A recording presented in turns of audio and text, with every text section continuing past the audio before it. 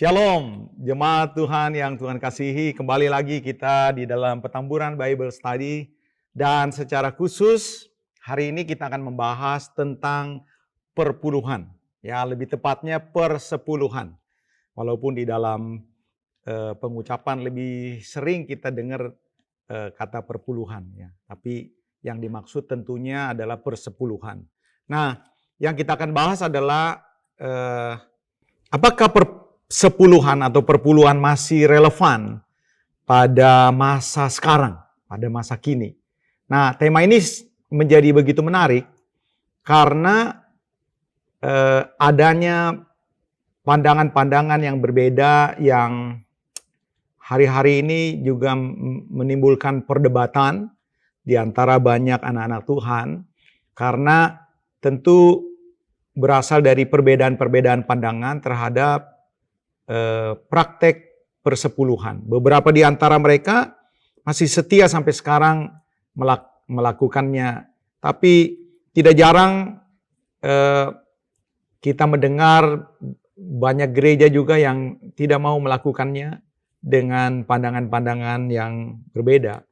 Ya, saudara-saudara, untuk menjawab hal ini, mungkin ada beberapa hal kenapa sampai ada banyak pandangan-pandangan yang berbeda di antara umat Kristiani itu sendiri. Yang pertama, saudara-saudara, tentu bisa saja jemaat tidak mengerti karena tidak diajar.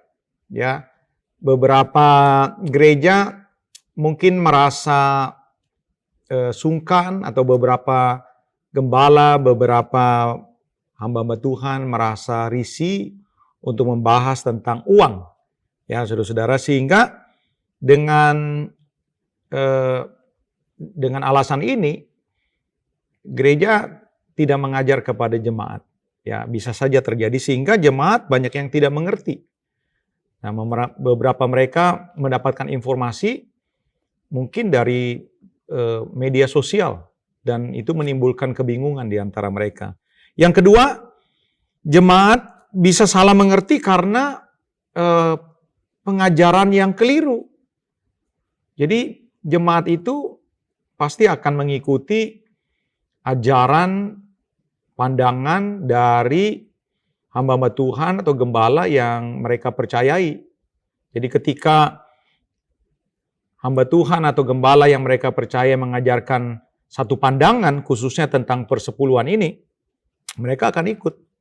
Kalau misalnya pandangan itu menurut ya pengkajian secara teologi keliru, ya bisa saja jemaatnya juga keliru. Yang ketiga, ya ada beberapa atau tidak sedikit jemaat yang keras hati dan tidak peduli.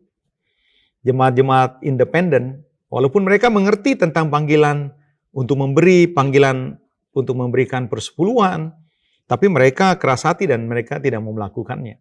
Nah, hari ini kita akan bahas mengenai hal ini, ya saudara-saudara. Seperti yang tadi saya sudah ungkapkan di tema yang kita akan bahas, apakah persepuluhan masih relevan untuk dipraktekkan kepada jemaat Tuhan di masa-masa sekarang ini?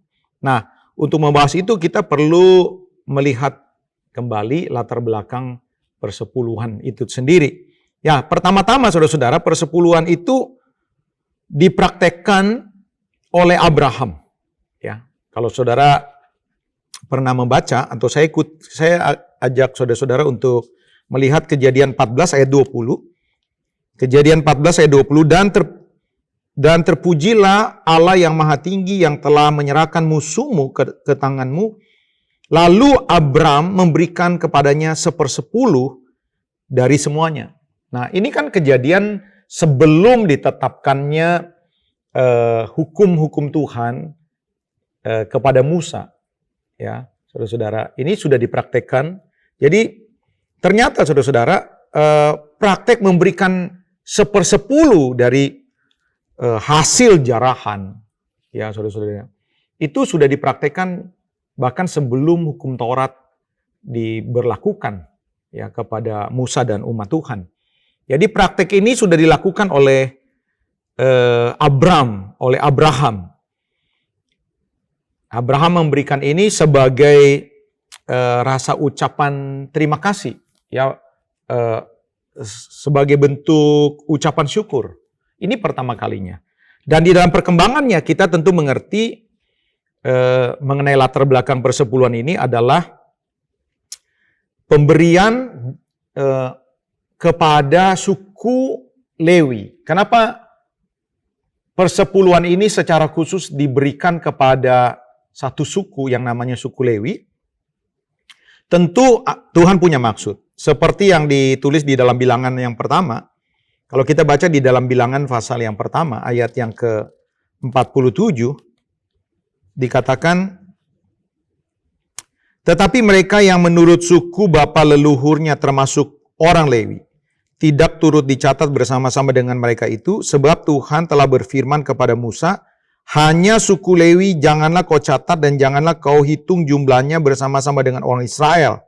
Tetapi tugaskanlah mereka untuk mengawasi kemah suci, tempat hukum Allah, dan segala perabotan dan perlengkapannya. Karena mereka harus mengangkat kemah suci dengan segala perabotannya, mereka harus mengurusnya dan harus berkemah di sekelilingnya. Nah, saudara-saudara, ketika bangsa Israel masuk ke tanah perjanjian, saudara-saudara, ya, mereka mendapatkan hak atas tanah, kecuali suku Lewi.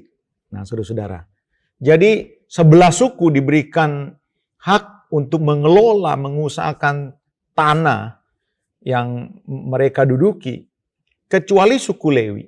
Tentu suku Lewi ini mendapatkan tanah, tapi hanya untuk tinggal. Tapi untuk mengelola, mengusahakan untuk mendapatkan hasilnya tidak. Kenapa, saudara-saudara? Karena Allah memberikan satu tugas, tanggung jawab secara khusus kepada orang Lewi untuk mengurusi segala urusan yang berkaitan dengan ibadah, dengan ritual, dengan segala bentuk ibadah yang dilakukan oleh orang Israel. Sehingga Allah menetapkan bahwa hasil dari usaha setiap suku, 1/10 harus dipersembahkan untuk orang Lewi. Karena apa? Karena mereka tidak mengusahakan tanah. Nah, saudara-saudara, di dalam perkembangannya ternyata bukan cuma untuk orang Lewi. Ya, saudara-saudara. Di dalam penggunaan 1/10 yang diserahkan setiap suku kepada suku Lewi, itu ternyata bukan cuma untuk kehidupan orang Lewi saja. Di dalam Ulangan pasal yang ke-14, ya, Ulangan pasal yang ke-14, di sini dikatakan ayat yang ke-29, maka orang Lewi karena ia tidak mendapat bagian milik pusaka bersama-sama engkau, dan orang asing, anak yatim dan janda yang di dalam tempatmu akan datang makan dan akan menjadi kenyang, supaya Tuhan Allahmu memberkati engkau di dalam segala usaha yang dikerjakan tanganmu. Jadi ternyata bukan untuk orang Lewi saja, saudara-saudara.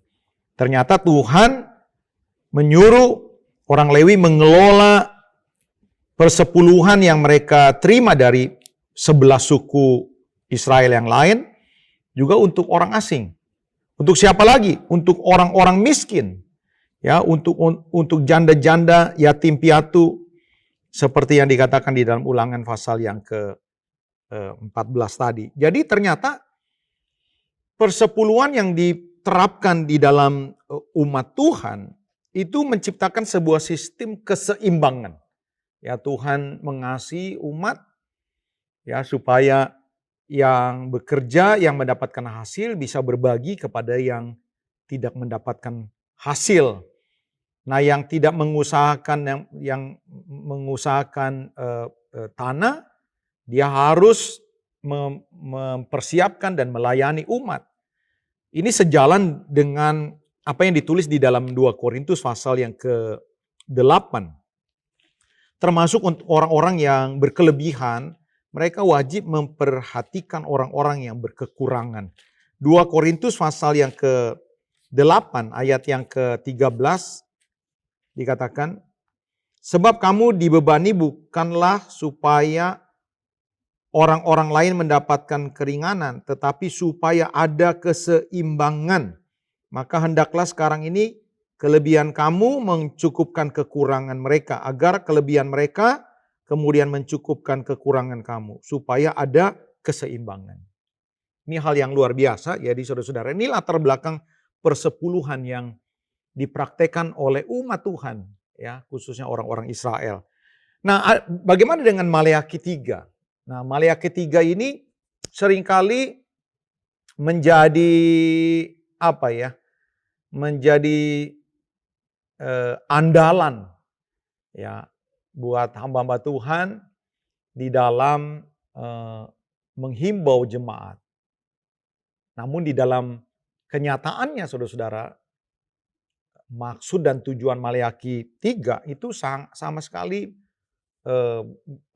berbeda dengan apa yang seringkali hamba-hamba Tuhan itu pakai ayat ini untuk menyuruh umatnya memberikan persepuluhan. Ya, saudara-saudara.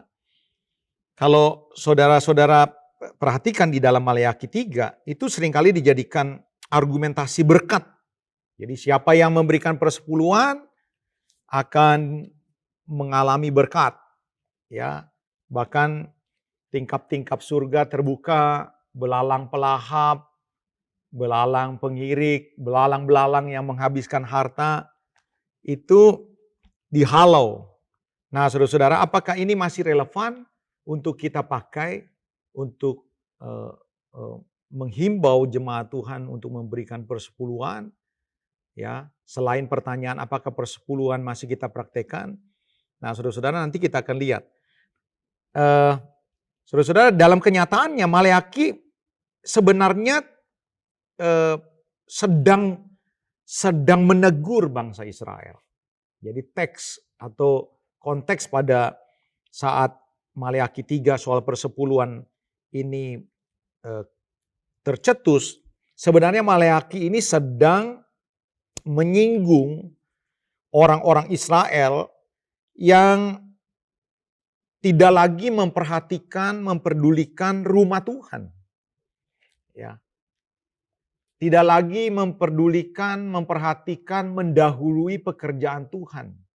Padahal saudara-saudara, kalau mereka kembali dari pembuangan, itu harus diakui bahwa itu semua karena berkat, karena pertolongan Tuhan. Dan ketika mereka kembali, mereka lupa. Mereka mengurusi rumah mereka mengurusi pekerjaan mereka.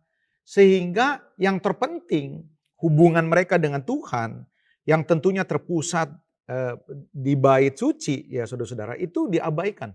Mereka tidak mau mengurusi hal-hal yang sebenarnya menjadi sangat urgen, ya, sangat hakiki, yaitu hubungan mereka dengan Allah di dalam ritual ibadah mereka. Sehingga Allah mengecam. Jadi Maleakhi 3 sebenarnya secara khusus itu diberikan kepada bangsa Israel dengan situasi seperti yang saya baru saja ungkapkan. Jadi konteksnya jelas ya saudara-saudara, bahwa kemarahan Tuhan kepada umat Israel ini lebih berbicara tentang teguran Tuhan supaya mereka bersyukur dan mendahului kepentingan Tuhan, ya, rumah Tuhan yang menjadi sumber berkat. Nah, saudara-saudara, ini kira-kira latar belakang yang kita bisa pahami tentang persepuluhan. Jadi persepuluhan itu pada masanya saudara-saudara lebih kepada ungkapan syukur sekaligus penyembahan, ya, ungkapan syukur sekaligus persembahan kepada Tuhan.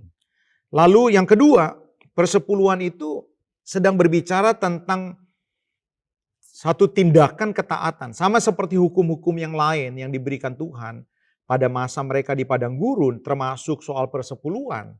Tuhan sebenarnya memberikan hukum-hukumnya untuk membawa bangsa Israel untuk mentaatinya. Jadi kehidupan sejauh ketaatan mereka. Ya, termasuk hukum-hukum yang lain di dalamnya tentu ada persepuluhan. Yang ketiga, persepuluhan adalah tempat mempraktekkan belas kasihan dan keadilan. Kita ingat bahwa panggilan Abraham untuk menjadikan sebuah bangsa yang besar agar menjadi berkat. Jadi ketika bangsa Israel mengalami berkat, mereka dipanggil untuk menjadi berkat. Tadi sudah diungkapkan di depan. Lalu yang keempat, saudara-saudara, persepuluhan itu adalah ungkapan iman. Ketika Tuhan berkata bahwa orang yang memberikan persembahan akan dipelihara Tuhan, sebenarnya ketika mereka mempraktekannya, mereka sedang mengungkapkan iman percaya mereka. Ya saudara-saudara, karena di dalam perjanjian lama mereka dibenarkan karena ketaatan mereka. Nah ini kira-kira latar belakang persepuluhan pada masa perjanjian lama. Nah kita mulai, bagaimana dengan umat Tuhan di dalam perjanjian baru? Apakah praktek persepuluhan ini masih terus berkelanjutan? Dan apa kata Tuhan Yesus mengenai persepuluhan? Nah saudara-saudara, untuk menjawab hal ini, kita perlu memahami tentang apa yang dikatakan di dalam Matius pasal yang kelima ayat 17. Matius pasal yang kelima ayat yang ke-17 dikatakan demikian. Matius 5 ayat yang ke-17. Janganlah kamu menyangka bahwa aku datang untuk meniadakan hukum Taurat atau kitab para nabi. Aku datang bukan untuk meniadakannya, melainkan untuk menggenapinya. Jadi kita sangat jelas ya saudara-saudara. Saudara tidak perlu ragu apakah persepuluhan ini, praktek persepuluhan ini ya saudara-saudara sudah tidak ada lagi, sudah dibatalkan. Ternyata Tuhan Yesus sendiri dengan jelas mengatakan aku datang bukan untuk meniadakan. Ingat ya, persepuluhan itu merupakan hukum yang diberikan Tuhan. Bukan satu-satunya, kita tahu saudara-saudara ada 10 hukum Taurat. Bahkan orang Farisi saudara-saudara itu menjabarkan hukum Taurat di dalam kitab yang disebut Talmud itu menjadi hukum-hukum yang begitu banyak saudara-saudara. Lebih dari 600 ketetapan-ketetapan. Kalau saudara baca di dalam kitab Imamat, di balik 10 hukum ini ada ketetapan-ketetapan yang disebut peraturan-peraturan, hukum-hukum Tuhan yang lain. Termasuk soal persepuluhan. Nah saudara-saudara, tentu ketika Tuhan datang, misinya Tuhan itu bukan untuk meniadakannya. Alkitab yang katakan, Tuhan Yesus dengan jelas, aku datang bukan untuk meniadakannya. Sangat jelas saudara-saudara, tidak perlu harus ada interpretasi penafsiran-penafsiran yang sulit. Jadi Tuhan datang untuk menggenapinya. Ya, ini sama saja saudara-saudara, kalau mau mudah, apakah Tuhan datang supaya kita tidak melakukan hukum Taurat, jangan mencuri, jangan membunuh. Enggak. Kita tidak boleh mencuri, kita tidak boleh membunuh. Nah saudara-saudara, hukum Taurat itu saudara-saudara, kalau kata Rasul Paulus, yang Rasul Paulus ajarkan, sebenarnya Tuhan menggiring mereka dengan hukum Taurat. Supaya nyata bahwa mereka tidak akan bisa hidup betul-betul dengan kekuatan mereka sendiri, sanggup untuk melakukannya. Jadi perbuatan baik, kekuatan mereka tidak ada yang bisa sanggup secara sempurna untuk bisa akhirnya mereka mendapatkan perkenanan Allah oleh karena kesempurnaan melakukan hukum Taurat. Nah jelas sekali bahwa hanya Tuhan Yesus sajalah yang akhirnya menjadi orang yang tidak bercacat di dalam melakukan hukum Taurat. Supaya apa? Supaya dia menjadi korban yang tak bercacat dan tak bernoda untuk apa? Menjadi penebusan untuk kita. Nah, jadi jelas sekali saudara-saudara. Bahkan di dalam Matius pasal yang ke-23, saudara-saudara. Matius pasal yang ke-23, ayat yang ke-23 dikatakan demikian. Celakalah kamu hai ahli-ahli Taurat dan orang-orang Farisi, hai kamu orang-orang munafik, sebab persepuluhan dari selasih, adas manis, dan jintan kamu bayar. Tetapi yang terpenting dalam hukum Taurat, kamu abaikan. Yaitu apa? Keadilan dan belas kasihan dan kesetiaan. Yang satu, apa ini yang satu? Persepuluhan. Tadi dikatakan persepuluhan adas manis, persepuluhan hasil yang lain, dikatakan begitu. Yang satu, maksudnya persepuluhan, harus dilakukan. Dan yang lain, tentunya belas kasihan, jangan diabaikan. Jadi jelas Tuhan Yesus sendiri mengatakan bahwa di dalam ajarannya ketika dia mengajar ya saudara-saudara, dia tidak satu kali pun mengatakan bahwa dia membatalkan atau meniadakan hukum Taurat, termasuk tentu persepuluhan. Yang kedua saudara-saudara, Yesus Kristus telah mati di kayu salib itu untuk menebus dosa kita, ya menyelamatkan kita, memindahkan kita dari api neraka ke dalam kerajaan sorga. Ya saudara-saudara, jika kita berhitung soal persembahan dengan dia, itu sama sekali kita tidak memahami arti pengorbanannya.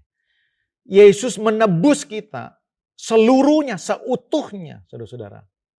Kita yang seharusnya masuk di dalam hukuman kekal, masuk api neraka.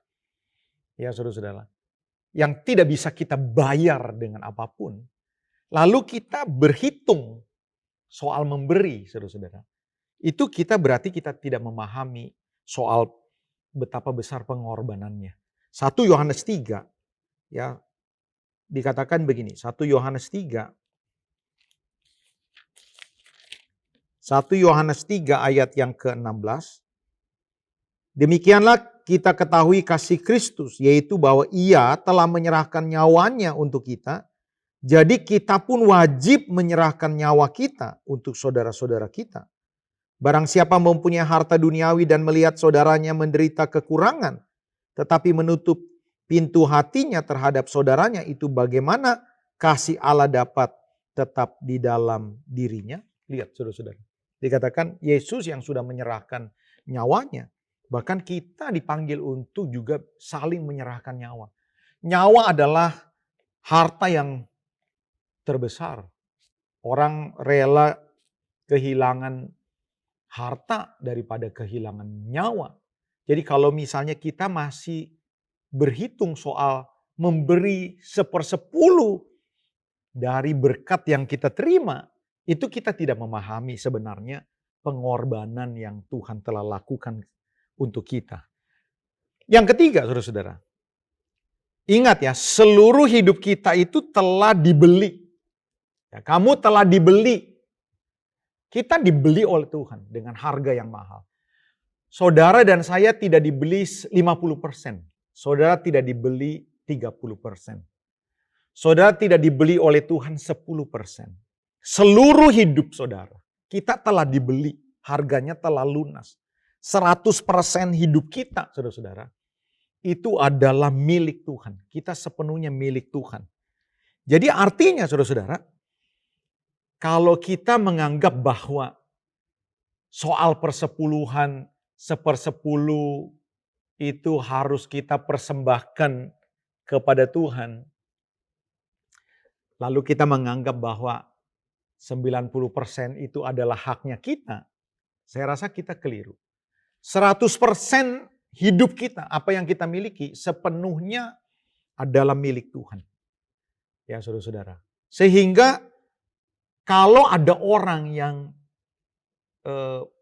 keberatan untuk memberikan 1/10 dari hartanya, saudara-saudara, mereka sebenarnya tidak mengerti. Atau menganggap bahwa 90% adalah haknya saya. Itu juga lebih keliru. Di dalam 2 Korintus 11, 2 Korintus pasal yang ke-11, saya akan baca buat saudara-saudara. Ayat yang ke-23. 2 Korintus pasal yang ke-11 ayat yang ke-23. Kita belajar dari Paulus. Bagaimana memahami bahwa hidupnya betul-betul sepenuhnya telah dibeli oleh Tuhan. Sehingga dia melakukan hal-hal yang di luar nalar kalau kita pahami sekarang ya saudara-saudara. 2 Korintus 11 ayat 23 dikatakan begini. Apakah mereka pelayan Kristus? Aku berkata seperti orang gila. Aku lebih lagi. Aku lebih banyak berjerih lelah. Lebih sering di dalam penjara. So, bayangin. Lebih sering di dalam penjara. Bagaimana dengan saudara? Seumur hidup saudara mengikut Tuhan sudah berapa lama? Pernah ada saudara karena iman saudara di penjara? Bukan karena mencuri, bukan karena sesuatu melakukan tindakan. Saudara karena iman saudara di penjara. Mungkin sebagian besar kita tidak pernah mengalaminya. Ya saudara-saudara. Dikatakan, aku lebih banyak berjerih lelah, lebih sering di dalam penjara, didera di luar batas. Saudara tahu didera? Didera itu kalau sekarang bahasanya yang kita mengerti digebugin saudara-saudara. Ya, di luar batas. Ya, orang ngelihat sampai ngeri-ngeri. Itu masih terus digebugin. Itu namanya di luar batas. Kerap kali dalam bahaya maut. Kerap kali itu sering. Dalam bahaya maut itu bicara tentang hampir mati. Saudara-saudara. Rasul Paulus akhirnya memberi hidupnya. Sering mengalami sampai nyawanya itu hampir hilang terus. Dan itu sering. Lalu dia mulai jabarkan. Ya, dia mulai jabarkan. Dikatakan begini, 5 kali aku disesa orang Yahudi, setiap kali 40 kurang 1 pukulan. 3 kali aku didera, 1 kali aku dilempari dengan batu. 3 kali mengalami karam kapal, sehari semalam aku terkatung-kantung di tengah laut. Dalam perjalanan aku sering diancam bahaya banjir, bahaya penyamun, bahaya dari pihak orang Yahudi, bahaya dari pihak orang-orang bukan Yahudi, bahaya di kota, bahaya di padang gurun, bahaya di tengah laut, dan bahaya dari pihak saudara-saudara palsu. Aku banyak berjerih lelah, bekerja berat, kerap kali aku tidak tidur. Aku kelaparan, kehausan, kerap kali aku berpuasa, kedinginan, tanpa pakaian, dan dengan tidak menyebut banyak hal lain lagi. Urusanku sehari-hari, yaitu apa? Memelihara semua jemaat-jemaat. Tuh lihat. Kalau kita masih berhitung dan berkata, apa harus saya memberikan persepuluhan? Saudara tidak mengerti arti saudara kita ditebus. Kita ini milik Tuhan. Kita tidak ngerti. Nah, Rasul Paulus itu mengerti, aku telah ditebus. Ya, seluruh hidupku milik Tuhan. Sehingga apa? Nyawanya pun dia serahkan. Semua rentetan daftar penderitaan all out-nya Paulus. Ya, saudara-saudara, itu melebihi segala sesuatu. Ya saudara-saudara, jangankan 1/10 saudara-saudara, nyawanya dia berikan. Jadi kalau misalnya kita ini sekarang saudara-saudara, mulai bertanya-tanya, ini kan masa perjanjian lama, persepuluhan, masa di dalam prakteknya, di dalam perjanjian baru, masa sekarang masih dipraktekkan. Saudara dengar, jangankan 10%. Seluruh hidup kita. Makanya saudara-saudara, ketika ada seorang muda yang kaya datang kepada Tuhan, lalu bertanya bagaimana aku harus memperoleh hidup yang kekal. Lalu Tuhan berkata, ya lakukan hukum Taurat. Dan orang muda ini berkata, aku sudah melakukannya, kesimpulannya. Lalu Tuhan berkata, jual seluruh hartamu, kamu ikut aku. Ini bukan 1/10. Tuhan tidak berkata, jual 1/10, kasih ke aku, kamu nikmati 90. Enggak, itu 100%, saudara-saudara. Jadi artinya, kalau kita masih memperdebatkan soal apakah 1/10 masih berlaku atau tidak, sebenarnya kita tidak mengerti. Ya saudara-saudara, kita tidak mengerti arti penebusan total hidup kita yang telah dibayar dengan darahnya yang mahal. Nah, saudara-saudara, persembahan kita adalah 100% hidup kita. All out. Ya saudara-saudara. Jika saudara berkata, ya enggak mungkin dong saya memberikan 100% penghasilan saya. Ya saya tidak mengatakan bahwa saudara harus memberikan 100%. Saudara kelola, saudara dipanggil untuk mengelola. Tapi paling tidak saudara mengerti ini. Ada sesuatu yang perlu kita lakukan, saudara-saudara. Kalau saudara mau mendisiplinkan diri dari penghasilan saudara 100%, saudara mengelolanya untuk Tuhan 10%, seperti pada masa-masa perjanjian lama seperti itu, silakan saudara-saudara. Tapi bukan berarti bahwa kita tidak lagi bisa atau tidak lagi dipanggil untuk memberikan lebih dari 10%, saudara-saudara. Jadi ingat ya saudara-saudara, soal 10% ini mungkin patokan terkecil yang bisa kita teladani dari ajaran-ajaran dalam perjanjian lama, dan bahkan Tuhan Yesus tidak pernah untuk meniadakannya. Saudara silakan mengerti untuk hal ini. Nah saudara-saudara, sekali lagi jangan dikatakan bahwa 10% itu haknya Tuhan, lalu 90% adalah haknya kita. Enggak, 100% hidup kita itu miliknya Tuhan. Ya saudara-saudara. Saya akan tutup dengan bagaimana perjanjian baru memandang tentang adanya berkat.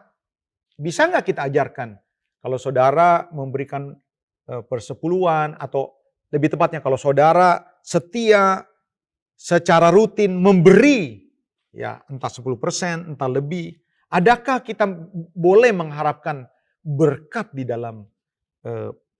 dalam tindakan memberi ini? Kenapa tidak, saudara-saudara? Kenapa tidak? Walaupun itu bukan tujuan utama. Kenapa? Karena Tuhan sendiri yang memberikan. Sebab berkat bukan identik cuma berkat keuangan. Yang pertama, saudara-saudara, posisi berkat di dalam mengembalikan persepuluhan pada masa-masa sekarang. Kalau saudara mau mendisiplinkan diri, ya saudara-saudara, persepuluhan. Misalnya kalau saudara mau memberi, itu tergantung dari apakah kita dengan rela hati mengerti arti panggilan. Bahwa kita dipanggil untuk memberikan hidup kita termasuk harta kita. Jadi berkat yang pertama saudara-saudara, saudara masuk ke dalam orang-orang yang taat. Jadi berkat yang pertama adalah berkat ketaatan. Saya percaya orang-orang yang taat adalah orang-orang yang dikenan Tuhan. Saudara boleh menjadi orang-orang yang rajin ke gereja, saudara boleh aktif melayani sebagai apa saja, singers, musician, usher, majelis. Saudara-saudara, kalau saudara tidak mendisiplinkan diri untuk memberi, padahal panggilan memberi itu datangnya dari Tuhan. Dan Tuhan tidak pernah membatalkan hukum Taurat. Saudara-saudara, kita termasuk orang yang tidak taat.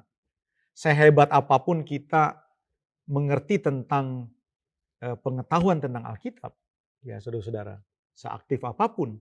Tapi kalau kita tidak pernah taat, ya kita dianggap orang-orang yang tidak taat. Kita tidak memiliki perkenanan Allah. Kenapa? Karena dianggap kita menjadi tidak taat. Ini berkat yang pertama. Berkat yang kedua, saudara-saudara, saudara harus mempercayai apa yang dikatakan Matius pasal yang ke-25 ayat yang ke-20. Matius 25 ayat yang ke-20 dikatakan, hamba yang menerima 5 talenta itu datang, ia membawa laba 5 talenta. Katanya, Tuan, 5 talenta Tuhan percayakan kepadaku, lihat aku telah beroleh laba 5 talenta. Maka kata tuannya itu kepadanya, baik sekali perbuatanmu itu, hai hambaku yang baik dan setia. Engkau telah setia dalam perkara kecil, aku akan memberikan kepadamu tanggung jawab dalam perkara yang besar. Masuklah dan turutlah dalam kebahagiaan Tuhanmu. Berkat yang kedua, saudara-saudara, yang disebut dengan berkat penata layanan. Artinya apa, saudara-saudara? Ini hukum kerajaan Allah. Jadi barang siapa mau dipercayakan lebih, maka dia harus belajar setia untuk mengelolanya. Termasuk soal apa? Termasuk soal keuangan. Ini sangat berbeda dengan Maleakhi pasal yang ketiga. Kalau ada hamba-hamba Tuhan yang menakut-nakuti jemaat dengan Maleakhi pasal yang ketiga, ya saya tidak mau menghakimi. Tapi kalau soal ada enggak berkat di dalam memberi? Yes, kenapa tidak ada? Tapi ini bukan menjadi tujuan utama. Kenapa? Karena Tuhan memanggil saudara untuk berkarya buat kerajaan Allah. Ketika talenta kita pergunakan, maka Tuhan akan melipat gandakan talenta kita. Termasuk soal apa? Termasuk soal pengelolaan keuangan. Pengelolaan keuangan ini tentunya bisa dipakai untuk memperluas pekerjaan Tuhan.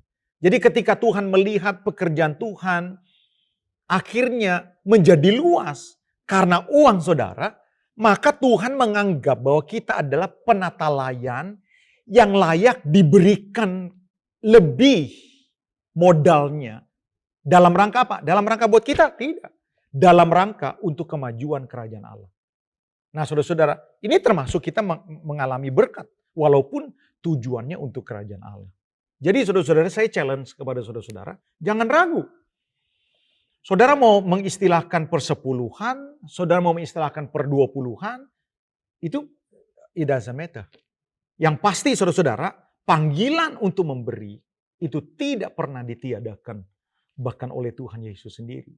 Nah, silakan saudara-saudara, saudara mempercaya atau tidak. Yang ketiga saudara-saudara, berkat apa? Berkat investasi untuk kekekalan. Kalau saudara-saudara baca di dalam 1 Timotius pasal yang ke-6, ini sebagai ayat yang terakhir buat kita. 1 Timotius pasal yang ke-6, ayat yang ke-19. 1 Timotius pasal yang ke-6 ayat yang, kita mulai dari ayat yang ke-17. Saya baca buat Bapak Ibu Saudara-saudara. 1 Timotius 6 ayat yang ke-17. Peringatkanlah kepada orang-orang kaya. Ya, kalau saya mau masukin nih, ya kalimatnya. Peringatkanlah kepada mereka yang memiliki uang. Ya bisa seperti itu. Saya tidak bisa mengukur keuangan saudara. Ya minimal masuk. Ya seperti itu. Peringatkanlah kepada mereka ini. Ya, agar mereka jangan tinggi hati dan jangan berharap kepada sesuatu yang tidak tentu. Seperti kekayaan, melainkan kepada Allah yang dalam kekayaannya memberikan kepada kita segala sesuatu untuk dinikmati. Peringatkanlah kepada siapa? Kepada orang-orang yang mendapatkan penghasilan. Ya saudara-saudara, lihat. Peringatkanlah agar mereka berbuat baik, menjadi kaya. Menjadi kayanya dalam apa? Dalam kebajikan. Suka memberi dan membagi. Dan dengan demikian, saudara lihat. Dan dengan demikian hasilnya dikatakan, mereka mengumpulkan satu harta sebagai dasar yang baik bagi dirinya di waktu yang akan datang untuk mencapai hidup yang sebenarnya. Jadi saudara-saudara, ternyata tindakan kita memberi termasuk persepuluhan atau lebih ya saudara-saudara. Tergantung saudara menyadari atau tidak. Ternyata saudara-saudara ini merupakan satu investasi buat kekekalan. Buat kehidupan yang akan datang. Ini jaminan daripada Tuhan. Ya, sebab apa saudara-saudara? Sebab ketika kita melakukan tindakan ketaatan, kita memberi, kita mengelola menjadi penatalannya yang baik, itu diperhitungkan sebagai kumpulan tabungan yang akan diperhitungkan ketika kita memerintah di dalam kerajaan damai 1000 tahun dan bahkan di dalam langit dan bumi yang baru, memerintah miliaran orang, mengelola dinamika yang baru bersama-sama dengan Tuhan. Itu sangat diperhitungkan dari semasa hidup kita saat ini. Ya saudara-saudara, di akhir kesimpulan dari pelajaran pada saat ini, apakah persepuluhan masih relevan sampai pada saat ini? Yes, jangan ragu saudara-saudara. Jangan pernah ragu soal ini. Yang pertama, Tuhan tidak pernah membatalkannya. Yang kedua, panggilan memberi itu selalu didengung-dengungkan oleh pelayan-pelayan, oleh rasul-rasul, oleh Paulus sebagai inspirasi dan firman yang dia dapat dari Tuhan sendiri. Supaya apa? Supaya kerajaan Allah semakin diperlebar. Supaya saudara mendapatkan satu tabungan di dalam kekekalan. Nah saudara-saudara, jangan ragu saudara memberi karena semua itu dikelola oleh orang-orang yang tentunya bertanggung jawab. Ya, kalau saudara memberi persepuluhan kepada gereja di mana saudara bertumbuh, percayalah saudara-saudara, ada begitu banyak pekerjaan yang bisa dilakukan untuk menjadi berkat, memperluas pekerjaan-pekerjaan Tuhan di dalam dunia ini. Kalau saudara punya pertanyaan mengenai tema ini, saudara bisa WA di nomor yang tertera di layar monitor saudara. Dan saya percaya saudara-saudara, kalau saudara menjadi orang-orang yang taat, saudara pasti akan diberkati. Sampai bertemu di PBS yang akan datang minggu depan. Shalom.